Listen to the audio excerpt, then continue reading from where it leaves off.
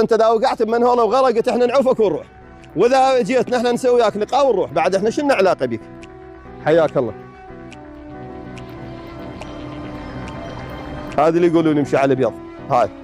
هاي شوف، بس هو يمشي على ماي. حياك الله، كل عام وانت بخير، رمضان كريم عليك. والله مو رمضان كريم، هذا رمضان المطر.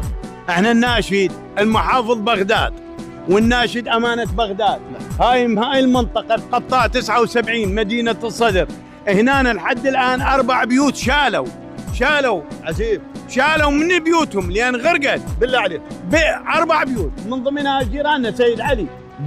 تعال يا جاي العفو. شيخ اياد. نعم شيخ اياد. تعال يا جاي. نعم شيخ اياد. اي شيخ اياد هنا كلها شالت المنطقه، شالت لحد الان 7 بيوت شالوا.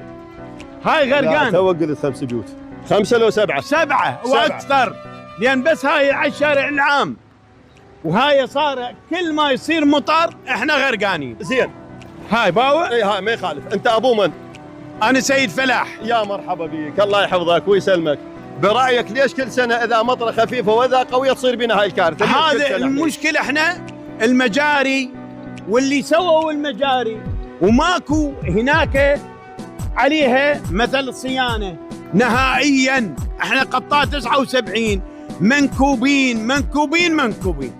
الناشد المحافظ الناشد امانه بغداد، هاي صار لنا اليوم الثاني، وهاي المدارس اليوم ثالث، اليوم احد، اليوم الثالث العفو، اليوم احد 8 بشهر رمضان. احبه المشاهدين الكرام، 79 اليوم احد 8 79 9 مدارس. يوم 3 ايام.